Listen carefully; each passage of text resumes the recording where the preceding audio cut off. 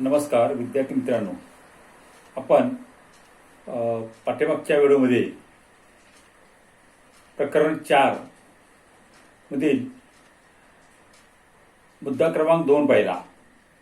यामध्ये डच आणि फ्रेंच यांचा वसाहतवाद आणि त्यांचे मराठी संबंध हा भाग बघितला.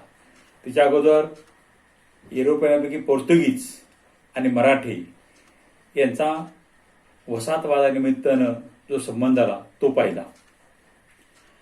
आज आपण पुढच्या मुद्द्यावर जात असताना की पुढचा युरोपियन देश म्हणजे ब्रिटन किंवा ज्याला इंग्लंड म्हणूया, तर इंग्लंड किंवा इंग्रज आणि मराठी यांचा वसाहतवादाच्या निमित्तानं काय संबंध आला, त्यांच्यात कशा प्रकारे संघर्ष झाला, हे जे संपूर्ण वृत्तांत आपण पाहायचं आहे. तर या वसाहतवाद्यापैकी इंग्रज हे 31 डिसेंबर 1600 मध्ये भारतात आले. त्यानंतर सुरुवातीला त्यांनी व्यापार करत करत त्यांनी हळूहळू भारतात आपल्या वसाहती निर्माण करायला सुरुवात केल्या. हे करत असताना त्यांना अनेक ठिकाणी अनेक राजांनी सवलती दिल्या. काही ठिकाणी त्यांनी इथल्या राजांच्यावरती आपल्या शस्त्राच्या बळावर सत्ता मिळवली. परंतु त्यांचा मराठ्यांशी संबंध कसा आला किंवा मराठ्यांशी संघर्ष कसा निर्माण झाला, इथपासून त्यांचे काही संघर्ष कसे होत गेले, कोणकोणती युद्ध खेळली गेली, या सगळ्यांची माहिती आपल्याला आता आजच्या या इंग्रज आणि मराठी संबंध यामध्ये बघायचे. तर हे बघत असताना की या इंग्रज मराठे यांचा संबंध पहिल्यांदा कुठं आला, तर हे बघत असताना की अफजलखान प्रकरणावरून हा संबंध पहिला मराठा आणि इंग्रजांचा आला. तर अफजलखानाने मराठ्यांच्या मुलकावर स्वारी केली. हा आदिलशाचा प्रबळ सरदार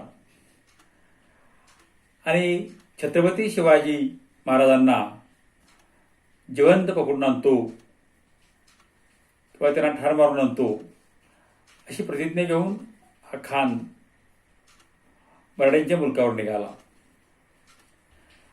आणि प्रतापगडाच्या पायथ्याशी छत्रपती शिवाजी महाराजांच्याकडून खानाचा वध झाला. मग याचा परिणाम इंग्रजांच्या कसा आला, तर या अफजल खानाचे शिवाजींच्यावर आक्रमण करायच्या अगोदर दरम्यान या इंग्रजांच्या बंदरावर 3 जहाजं ही व्यापाराच्या निमित्तानं उतरण्यात आली होती दाभोळ या ठिकाणी. परंतु हे जहाजं आली आणि माल उतरण्याच्या अगोदरच तिकडं अफजलखानाचा वध झाला आणि दरम्यान हे ठिकाण मराठ्यांनी जिंकून घेतलं. त्यामुळं अफजलखानाचा जो त्या जहाजांचा प्रमुख होता त्यानेही जहाजं तिथून बाजूला काढली आणि राजापूरच्या बंदरात नेली. त्यावेळेला अफजलखानाचा मुलगा फजल खान याने या ठिकाणी ती जहाजावर माल उतरून घ्यायला सांगितला. हे करत असताना या राजावरचा सुभेदार याच्याकडे जहाजं दिली. तर या सुभेदाराचं नाव आहे अब्दुल करीम. तर या अब्दुल करीमला या फजलखानानं सांगितले की हा माल उतरून घेण्याकरता. परंतु हा अब्दुल करीम हा यानं इंग्रजांच्याकडून काय कर्ज काढलं होतं बघा, जहाजं अफजलखानाची त्या मुलानं उतरून घ्यायला सांगितली राजापूर बंदरात. तो जो सुभेदार होता अब्दुल करीम याला सांगितली, परंतु अब्दुल करीम यानं इंग्रजांचं कर्ज काढलं होतं आणि ते कर्ज ते याच्यानं भागवायचं म्हणत होतं. त्यामुळं इंग्रजांनी काय केलं, या 3 जहाजापैकी अफजल खानाच्या एक जहाज जप्त केलं. आता वास्तविक अफजल खानाचा पराभव झाल्यामुळं आणि दाभोळचं बंदर सुद्धा मराठ्यांनी जिंकून घेतलं, त्यामुळं ही अफजल खानाची जहाजं ही त्यातला माल हा मराठ्यांना मिळायला पाहिजे होता. परंतु या अब्दुल करीमने कर्ज घेतल्यामुळं त्यातलं एक जहाज मालासहित इंग्रजांनी घेतलं. त्यामुळं इथं इंग्रज मराठे यांच्यात वित्तुष्ट यालाही कारण पुरेस झालं. ह्याच्या अगोदर इंग्रज मराठ्यांचा काही संघर्ष होत नव्हता, परंतु या जहाज प्रकरण अफजल खान प्रकरणावरून हे अफजल खानाचं जहाज या इंग्रजांनी ताब्यात घेतलं तिथला माल, त्यामुळं मराठ्यांचा संबंध आला. मग मराठ्यांनी इंग्रजांना या जहाजांचा ताबा मिळावा म्हणून इंग्रजांसारखी मागणी केली, परंतु इंग्रजांनी ती मान्य केली नाही.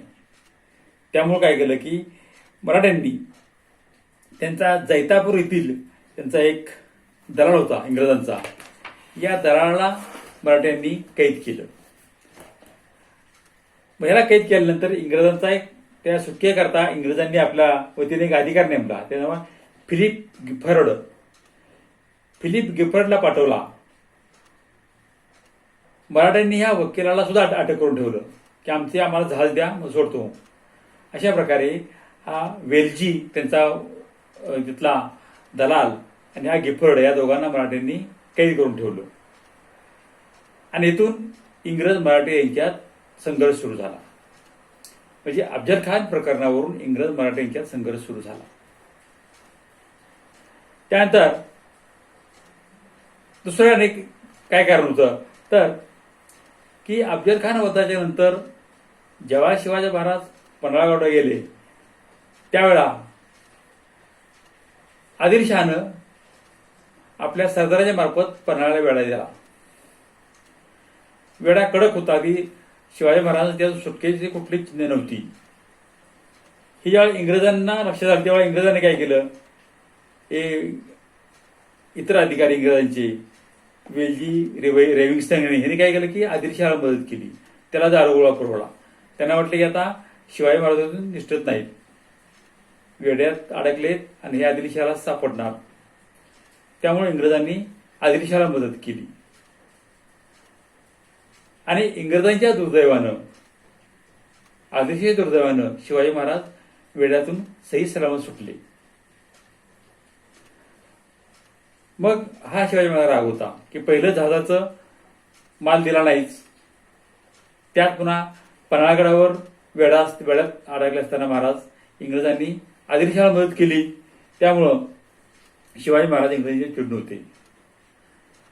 आणि त्यांनी पन्हाळगडाच्या सुटकेनंतर पुन्हा काही दिवसांनी इंग्रजांच्या राजापूरच्या वाखारीवर हल्ला केला आणि राजापूरच्या वाखारीतील ताब्यात घेतली. आणि त्यावेळेला जे सगळे अधिकारी होते, रेव्हिंग्स्टन, टेलर्स वगैरे, फिलिप गिफर्ड्स, ह्या सगळ्यांना कैद केलं आणि त्यांना 2 वर्ष कैदी शिक्षा दिली. म्हणजे अशा प्रकारे की पहिलं अफजल खान प्रकरण, त्यानंतर पन्हाळ्याची गडावर आदिलशाहाला मदत केली इंग्रजांनी, त्यामुळं शिवाजी महाराज चिडून होते आणि त्यांनी राजापूरच्या त्या वाखारीवर हल्ला केला इंग्रजांच्या या घटनेमुळं आणि तिथल्या सगळ्या अधिकाऱ्यांना कैद करून 2 वर्ष तुरुंगवास शिक्षा दिली. अशा प्रकारे एकातून दुसरं प्रकरण, त्यातून तिसरं प्रकरण, अशा प्रकारे इंग्रज मराठे हे वित्तुष्ट वाढत गेलं. त्यानंतर पुढं की यात कुठंतरी दोन्ही सत्तेमध्ये संघर्ष कमी व्हावा यासाठी जेव्हा शिवाजीचा वाढदिवस राज्याभिषेक होता 1674ला, तर शिवाजी महाराजांच्या राज्याभिषेकाला त्यावेळा इंग्रजांचा वकील हेनरी ॲक्सिडेंट हा जिथं महाराजांच्या वाढदिवस राज्याभिषेक करता गेला, नजराणे घेऊन गेला तिथं. आणि त्यावेळा या वाढदिवसानिमित्त शिवाजी महाराजांची भेट घेऊन त्या ठिकाणी काही करार केले. या संघर्ष कमी व्हावा म्हणून करार केले. त्या करारानुसार की बाबा स्वराज्यात आम्हाला काही व्यापार करण्यास मुभा मिळावी. त्याचबरोबर राजापूर, दाभोळ, चौल, कल्याण या ठिकाणी वखारी उडवायला परवानगी द्यावी. अशा प्रकारचे काही या ॲग्रिजंटनं शिवाजी महाराजांच्याकडे मागण्या केल्या की आम्हाला व्यापार करण्याकरता किंवा वखारी स्थापण्याकरता काही भूप्रदेश द्यावा. याच वेळी शिवाजी महाराजांनी त्यांना काही प्रदेश दिले, काही अटी मान्य केल्या. त्याचबरोबर इंग्रजांच्या मालाला 2.5% जकात द्यावी लागेल अशा प्रकारचा तह झाला. आणि या तह झाल्यानंतर इंग्रजांच्या आणखी काही मागण्या होत्या की त्या कुठल्या, तर जर इंग्रजांच्या जहाजं फुटली आणि त्याचा माल जर मराठ्यांना मिळाला, किनाऱ्यावर लागला, तर तो इंग्रजांना परत करावा अशी की इंग्रजी मागणी होती. त्याचबरोबर इंग्रज आणखी काय मागणी होती, तर त्यांच्या शिक्क्याची नाणी मराठ्यांच्या मुलकात चालावी अशी त्यांची मागणी होती. त्यानंतर आणि तिसरी मागणी काय होती, तर सिद्धीला शिवाजी महाराजांनी सहकार्य करावं किंवा त्याला अभय द्यावं, त्याला शिक्षा करू नये, त्याच्यावर आक्रमण करू नये. अशा प्रकारच्या 2-3 इंग्रजी मागण्या होत्या. परंतु शिवाजी महाराजांनी ह्या सगळ्या मागण्या फेटाळून लावल्या. कारण ह्या जर मागण्या मान्य केल्या असत्या तर मराठ्यांचं सार्वभौमत्वावर गदा आली असती, सार्वभौमत्वावर गदा आली असती. कारण स्वराज्याचे राजे मराठ्यांचं राज्य आणि त्या ठिकाणी इंग्रजांच्या ह्या आमचं शिक्क्याची नाणी चालली पाहिजेत किंवा सिद्धीला तुम्ही सोडून द्यावं, सिद्धीला माफ करा किंवा अशा प्रकारच्या मागण्या शिवाजी महाराजांनी अमान्य केल्या. म्हणजे यातून महाराजांनी आपलं सार्वभौमत्व अबाधित ठेवलं होतं. फक्त इंग्रजांना व्यापार करण्यास मुभा किंवा त्यांना वखारीने जागा द्यायची मान्य केलं. अशा प्रकारे त्यात इंग्रजांचा आणि संघर्ष थोडा कमी होण्याचा दिसणं हा तह झाला. परंतु शिवाजी महाराजांनी आपलं स्वातंत्र्य किंवा आपलं सार्वभौमत्व अबाधित राखून इंग्रजांना काही सवलत दिल्या. अशा प्रकारे हा इंग्रज मराठी यांचा संबंध पुन्हा संघर्ष करून सर्वांकडे येत चालला. आणि नंतर मग अशा प्रकारे इंग्रजांनी मराठा शिवाजी महाराजांच्या राज्यात काही ठिकाणी व्यापार सुरू केला आणि त्यांचा व्यापार सुरू झाला. परंतु पुढं शिवाजी महाराजांच्या नंतर मधला काळ यात काय फार संघर्ष नाही किंवा कुठं काय व्यवस्थित चाललं होतं. परंतु नंतर पेशव्यांच्या काळात इंग्रज आणि मराठ्यांचा पुन्हा संघर्ष सुरू झाला. दरम्यानच्या काळात इंग्रजांनी भारतातील इतर ठिकाणी आपली सत्ता निर्माण करण्याचा, सत्ता पसरवण्याचा प्रयत्न केला. भारतातल्या बंगाल असेल, कलकत्ता असेल, दिल्ली असेल या ठिकाणी किंवा कर्नाटक असेल या ठिकाणी तिने आपली सत्ता वाढवली. परंतु मराठ्यांच्या मुलकात त्यांना शिरकाव करता आला नाही. कारण शिवाजी महाराजांनंतर संभाजी, राजाराम, ताराबाई किंवा यानंतर पेशवे काळात मराठ्यांची सत्ता दिवसेंदिवस वाढत गेली आणि भारताच्या मोठ्या भूभागावर महाराष्ट्रापासून दिल्लीपर्यंत अशा मोठ्या मुलकावर मराठ्यांचं साम्राज्य निर्माण झालं. आणि हे बलशाली साम्राज्य होतं आणि या ठिकाणी या साम्राज्याला शह देणं असं भारतात कोणाला शक्य नव्हतं आणि इंग्रजांनी ते जमलं नाही. मग इंग्रजांना हे मराठ्यांची कोंडी फोडण्याकरता काही संधी वाढवत होते की मराठ्यांच्या राज्यात शिरकाव कसा करायला मिळेल, ह्या संधी ते वाट पाहत होते. तीच त्यांना संधी आयती चालून आली. ही केव्हा तर छत्रपती शाहू महाराज सातारचे यांच्या काळात ही संधी इंग्रजांना मिळाली. त्यावेळेला शाहूंच्या राज्यात त्यावेळेला पेशवे नानासाहेब हे सर्व कारभार पाहत होते आणि नानासाहेब पेशवे हा सगळा कारभार पाहत होते. शाहूंच्या नावाने ते राजेगाव चालवत होते. तर त्यावेळेला नानासाहेब पेशव्याबरोबरच नागपूरचे भोसले आणि इकडं आंग्रे हे सुद्धा एक बडे सरदार किंवा मोठं प्रस्थ मराठ्यांच्या राज्यात होतं. मग या ठिकाणी वर्चस्ववाद किंवा शाहूंना उद्या भोसले जर वाटले शिष्ट तर आपल्या पेशव्यात धोका होईल, सगळं भोसल्यांच्याकडे नागपूर त्यांच्याकडे सगळं राज्य जाईल किंवा इकडं आंग्रे जर आक्रमक झाले, ते जर जास्त प्रभावी झाले तर पेशव्यांच्या आपल्याला सार्वभौम धक्का बसेल किंवा पेशव्यांचं महत्व कमी होईल अशा प्रकारे नानासाहेबांना वाटलं आणि त्यामुळे त्यांनी की सुरुवातीला यात आंग्र्यांचं आरमार किंवा आंग्र्यांची शक्ती क्षीण करण्याकरता, कारण आंग्र्यांचं बळ होतं आरमारात. कारण शिवाजी महाराजांच्या काळापासून आंग्रे हे आपल्या आरमारात प्रमुख होते मराठ्यांच्या. मग आंग्र्यांचं महत्व वाढू नये पेशव्यांपेक्षा म्हणून या नानासाहेब पेशव्यांनी इंग्रजांची मदत घेतली आणि इंग्रजांना ती संधी मिळाली. कारण इंग्रज हे मराठी राज्यात शिरकाव करण्याचे काही वाटच बघत होते, काहीतरी कारण त्यांना पाहिजे होतं आणि ते खुद्द पेशव्यांच्यामुळे शक्य झालं. आणि नानासाहेब पेशव्यांनी आंग्र्यांचा आरमार बुडण्याकरता इंग्रजांची मदत घेतली आणि अशा प्रकारे इंग्रजांचा मराठ्यांच्या राज्यात समावेश झाला. मग पुढं पेशवे आणि इंग्रज यांनी मिळून या आंग्र्यांचं आरमार बुडवलं.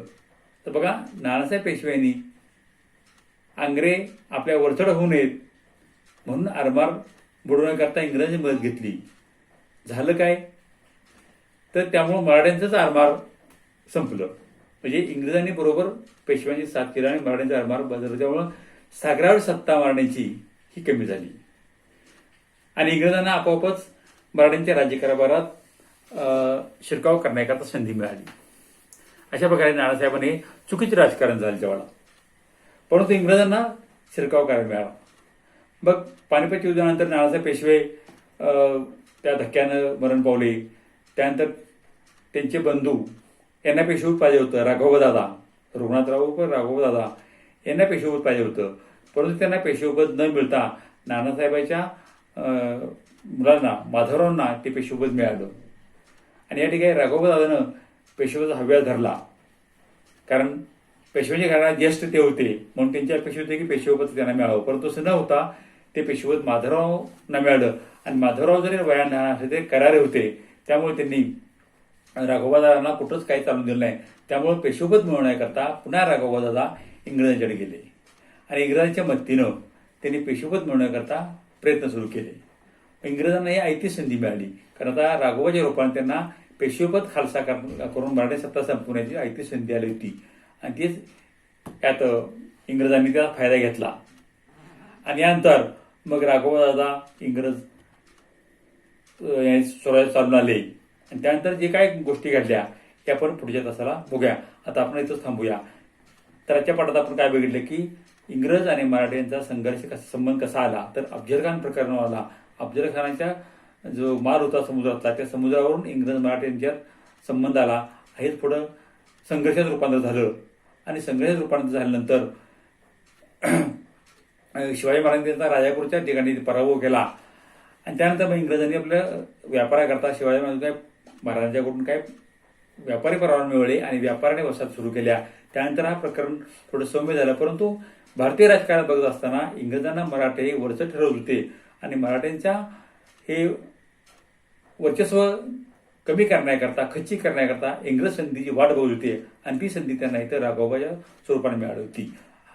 आणि त्यानंतर मग हळूहळू इंग्रजांनी मराठा सत्तेत कसा शिरकाव केला आणि सत्ता कशी संपुष्टात आणली हे आपण पुढच्या प्रकरणात बघूया. येत आपण थांबूया. धन्यवाद.